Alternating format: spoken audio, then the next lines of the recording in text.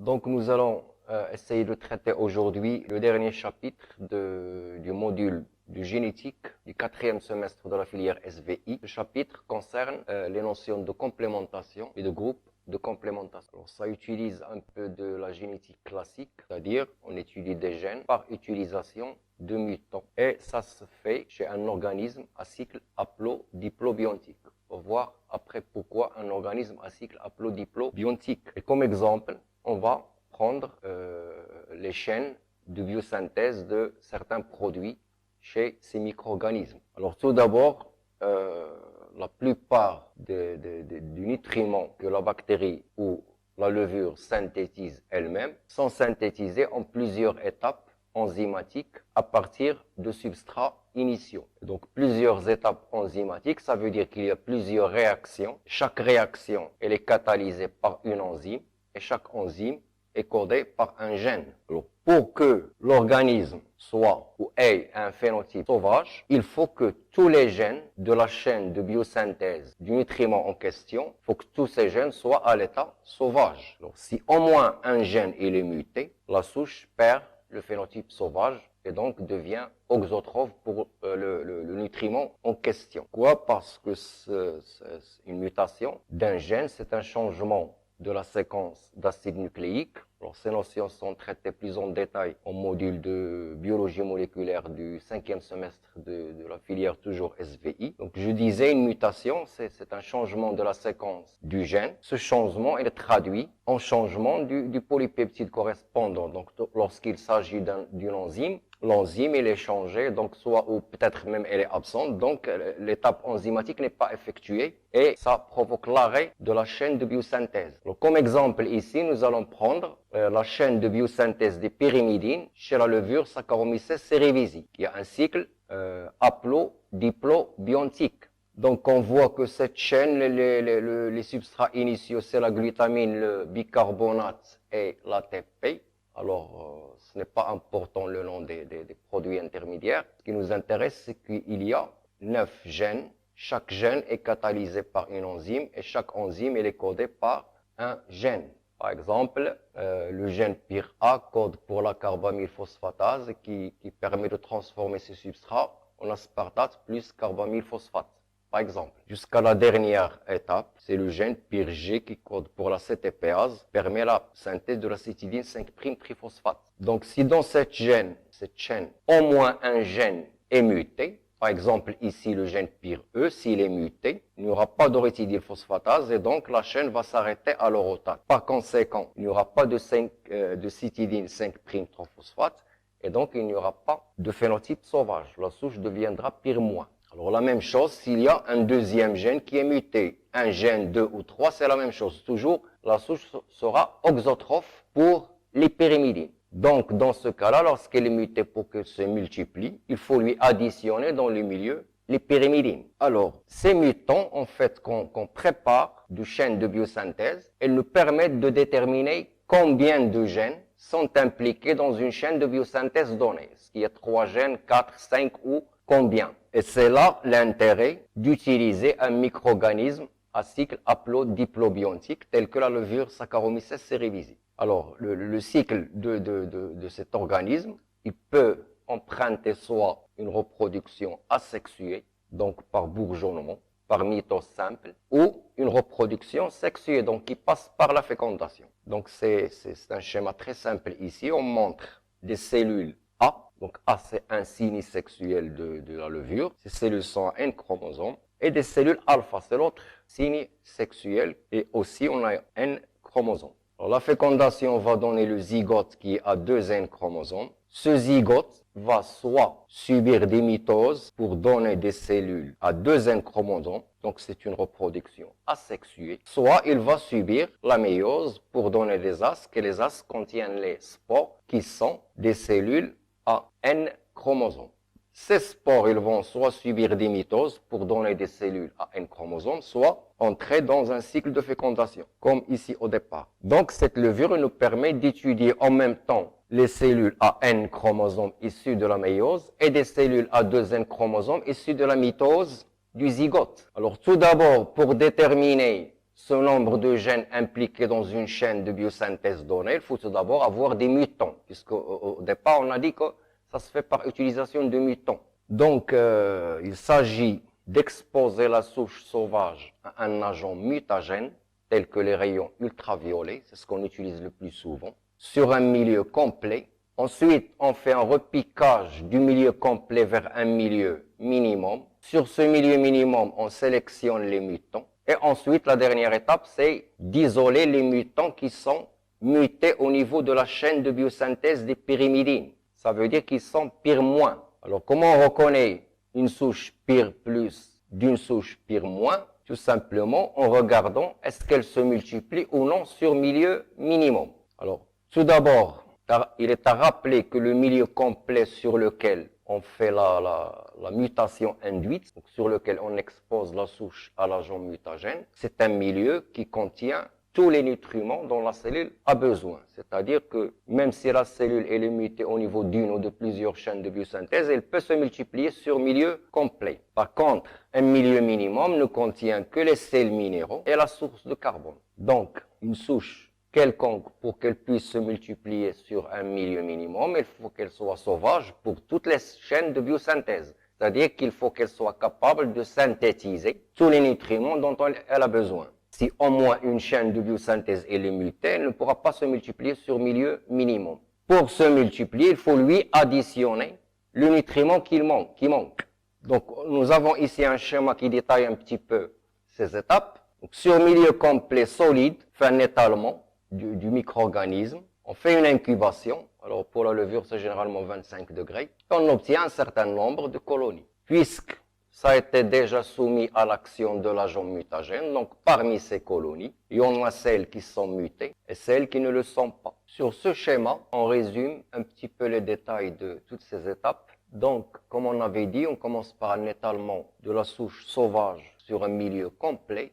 On fait agir des rayons ultraviolets qui vont créer des mutations. Après incubation, on va avoir un certain nombre de colonies. Parmi ces colonies, on a celles qui sont mutées et on a celles qui ne le sont pas. Pour le savoir, on doit faire ce qu'on appelle un repiquage sur un milieu minimum. Je répète que le milieu minimum, c'est un milieu sur lequel une souche mutée au niveau de l'une de ces chaînes de biosynthèse, elle ne pourra pas se multiplier. Alors, ici, on voit que quelques colonies se sont multipliées ici, elles sont indiquées en rouge, et ne se sont pas multipliées sur le milieu minimum. Donc, ces colonies possèdent des mutations dans l'une des chaînes de biosynthèse. Alors, laquelle des chaînes de biosynthèse, on ne le sait pas. Pour le savoir, il faut revenir au milieu complet de départ et refaire un repiquage sur un milieu minimum, cette fois-ci additionné de pyrimidine. Les colonies qui se multiplient sur milieu minimum additionné de pyrimidine et qui ne se multiplient pas sur milieu minimum tout seul, ce sont des souches qui ont besoin de pyrimidine pour se multiplier. Donc, ce sont des souches qui ont perdu le phénotype pire plus. Elles sont devenues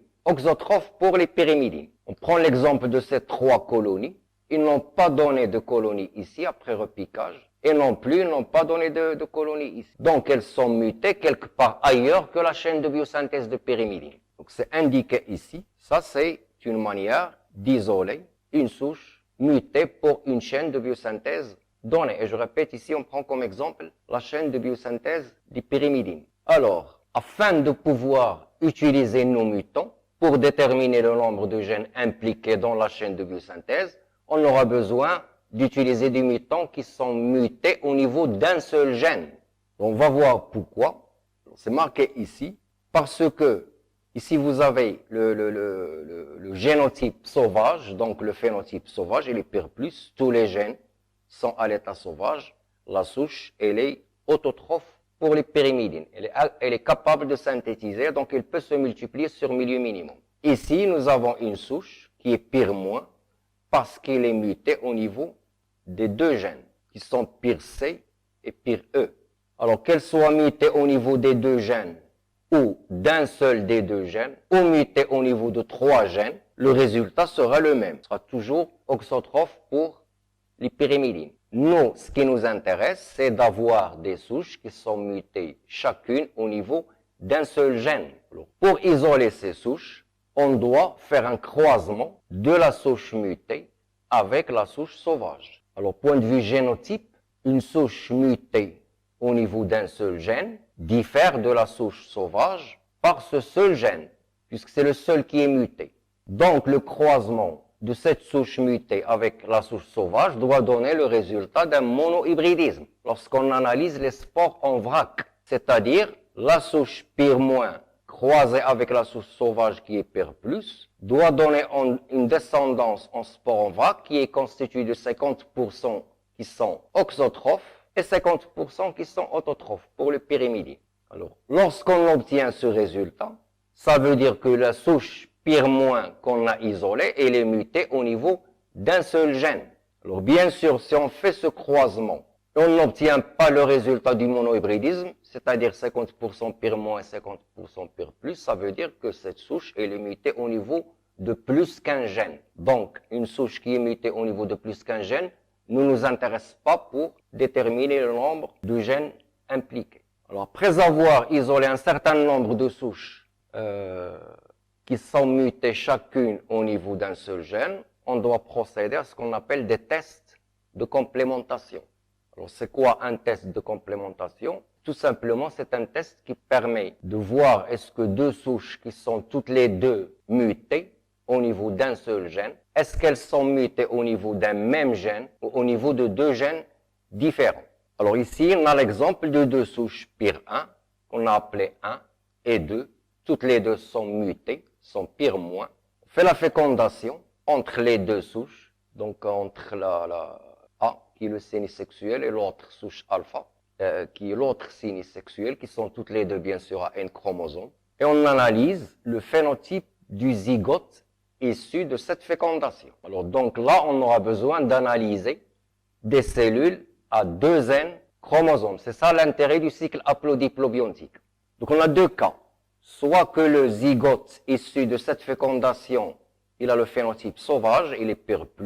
Dans ce cas, on dit que les deux souches se complémentent entre elles.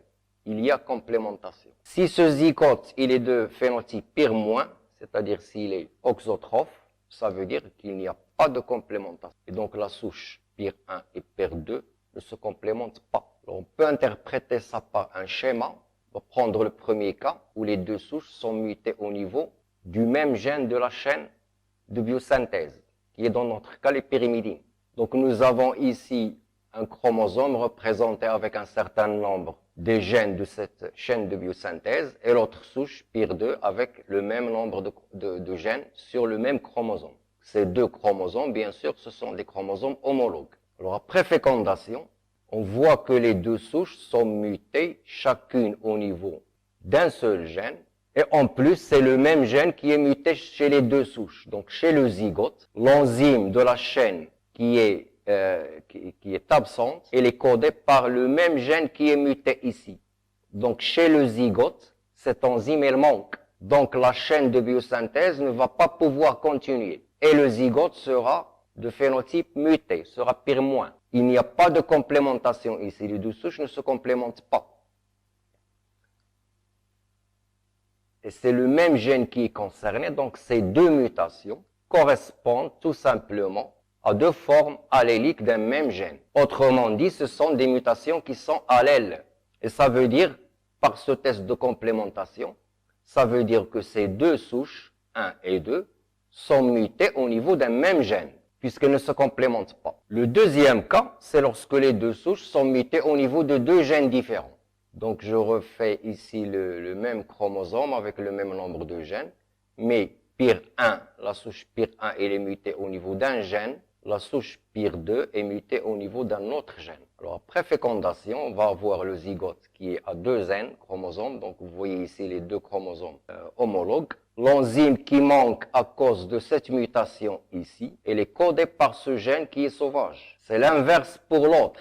L'enzyme qui manque à cause de la mutation de ce gène, elle est codée par ce gène qui est sauvage. Donc, chez ce zygote, les deux enzymes sont présentes. Donc, la chaîne de biosynthèse pourra continuer et on aura un zygote qui a un phénotype sauvage. Donc, les deux souches, pire-1 et pire-2, se complémentent. Et ces deux mutations sont deux formes alléliques de deux gènes différents. C'est pourquoi on dit que ces deux mutations ne sont pas allèles. L'une n'est pas allèle de l'autre. Alors, après avoir donc fait ces tests de complémentation, on cherche le nombre de groupes de complémentation. Alors un groupe de complémentation, on le détermine, ou ces groupes de complémentation, on les détermine en croisant toutes les souches isolées, mutées chacune au niveau d'un seul gène, on les croise 2 à 2 et on regarde le phénotype du zygote. Alors s'il est pire plus, on lui donne un signe plus, s'il est pire moins, on lui donne un signe moins. Alors je répète, ces souches sont croisées toutes entre elles 2 à 2.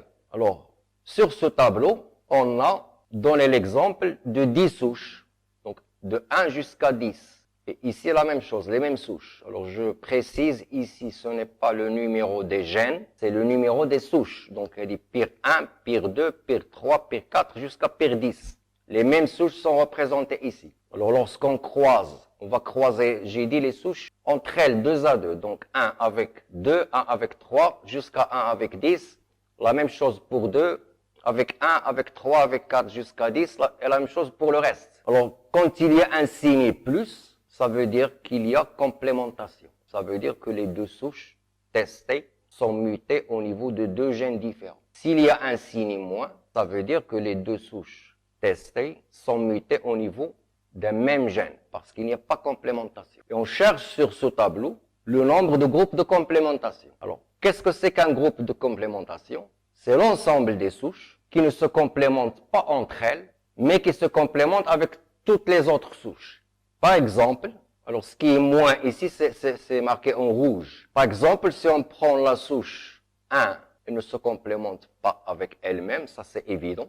C'est pourquoi d'ailleurs sur la diagonale, il n'y a que des signes moins, parce qu'aucune souche ne peut se complémenter avec elle-même, puisque c'est la même mutation qui sera croisée avec elle-même. Alors, 1, je continue, ne se complémente pas avec 4, il ne se complémente pas avec 6, mais il se complémente avec 2, 3, 5, 7, 8, 9 et 10. Donc, il se complémente avec toutes les souches, sauf avec 4 et 6. Si je prends 4, il ne se complémente pas avec elle-même non plus, il ne se complémente pas avec 6, il se complémente avec tout le reste. Ça veut dire que les souches 1, 4 et 6 ne se complémentent pas avec elle, mais se complémentent avec tous les 7 autres souches qui restent. Donc 1, 4 et 6 constituent ce qu'on appelle un groupe de complémentation. Ça veut dire quoi? Ça veut dire que ces 3 souches, 1, 4 et 6, sont toutes les 3 mutées au niveau d'un même gène, et ce gène, il est différent de ceux qui sont mutés chez les autres souches, puisqu'il y a complémentation avec toutes les autres. Alors la même chose se passe pour les souches 5 et 2. Alors, 2 ne se complémente pas avec 5, ne se complémente pas avec elle-même bien sûr, mais se complémente avec toutes les autres. 5, la même chose ici, ne se complémente pas avec elle-même, elle se complémente avec toutes les autres. Donc, les souches 5 et 2 constituent un autre groupe de complémentation. Alors, le même principe s'applique sur les souches 3, 7 et 8. Vous voyez 3 ne se complémente pas avec elle-même bien sûr, ne se complémente pas avec 7, ni avec 8, elle se complémente avec toutes les autres. Donc 3, 7, 8, c'est un troisième groupe de complémentation. Et finalement, nous avons le dernier groupe de complémentation qui contient les souches 9 et 10. Alors, certainement, on remarque que seulement la moitié du tableau qui est rempli, parce que si on remplit ici, ce sera la même chose, c'est le symétrique. Donc, on n'a pas besoin de remplir l'autre. Alors, si on veut reporter ça sur un génotype, ce résultat, on aura ça. Donc, ça, c'est un exemple, c'est un schéma. Dans cette étude, nous avons testé 10 souches. Chaque souche est représentée par un trait, donc qui représente le chromosome et les gènes qu'on a. Alors, les souches 1, 4 et 6 ne se complémentent pas entre elles. Ça veut dire qu'elles sont mutées au niveau d'un même gène, toutes les 3. Ce gène est différent de celui muté chez toutes les autres souches. Vous voyez, ce gène, il est sauvage ici, chez 5 et le reste. Les souches 2 et 5 ne se complémentent pas entre elles, elles se complémentent avec toutes les autres. Elles constituent un deuxième groupe de complémentation. Donc ces souches 2 et 5 sont mutées toutes les deux au niveau d'un même gène, et ce gène il est différent de ceux qui sont mutés chez les autres. La même chose pour les souches 3, 7 et 8. Donc c'est un troisième gène. La même chose pour les souches 9 et 10. Donc on a affaire à un quatrième gène. Ça veut dire que lorsqu'on trouve, l'on met en évidence 4 groupes de complémentation, ça veut dire qu'on a mis en évidence au moins 4 gènes qui sont impliqués dans cette chaîne de biosynthèse. Alors, je signale que ici, exprès, je n'ai pas représenté les mutations au même endroit. Par exemple, pour ce gène qui est muté chez les souches 1, 4 et 6, ce n'est pas le même endroit parce que ce n'est pas forcément la même mutation. Ce sont des mutations allèles, mais pas forcément identiques. Celui-là, par exemple, il est muté au niveau d'un endroit du gène, celle-là au niveau d'un autre endroit du gène, puisque quand on a préparé les mutants, on a fait agir un agent mutagène, et c'est des mutations qui sont au hasard, aléatoires. Alors, cette étude, donc, nous a permis de montrer que dans cette chaîne de biosynthèse qu'on utilise, il y a au moins 4 gènes qui sont impliqués. Je n'ai pas dit il y a 4 gènes. Pourquoi? Parce que 10 souches, c'est un nombre insuffisant pour avoir, je veux dire, une étude exhaustive, pour couvrir tous les gènes qui sont impliqués. Pour avoir de façon certaine tous les gènes qui sont impliqués, il faut analyser plus que 10, des dizaines de souches. C'est pourquoi c'est marqué ici 4 gènes. Peut-être si on additionne d'autres souches, on aura peut-être plus que 4 gènes. Mais ça, c'est un schéma pour comprendre. Alors, pourquoi est-ce que tout à l'heure, on a dit qu'on a besoin de souches qui sont mutées au niveau d'un seul gène? Parce qu'une souche qui est mutée au niveau de 2 gènes ne peut pas servir ici. Pourquoi? Parce que, tout simplement par un schéma, si je prends la souche 1, par exemple, elle est mutée, les autres gènes, sont sauvages, elles ne se complémentent pas avec la souche 4, par exemple. Ici, la souche 1. Ici, la souche 4. Maintenant, si je prends la souche 2, par exemple, elle est mutée ici, par exemple. Si je prends une souche numéro 11, qui ne figure pas ici, et qui est mutée au niveau de 2 gènes, alors on aura ça. 11, par exemple, elle est mutée au niveau de ce gène, la même chose que 1 et 4, et elle est aussi mutée au niveau de ce gène. La même chose que 2. Donc cette souche ne va se complémenter ni avec 1 et 4, ni avec 2. Donc il ne va pas servir pour déterminer le nombre de groupes de complémentation. C'est pourquoi ici, on était obligé de sélectionner des souches qui sont mutées au niveau d'un seul gène. Et donc ce sera terminé pour ce chapitre.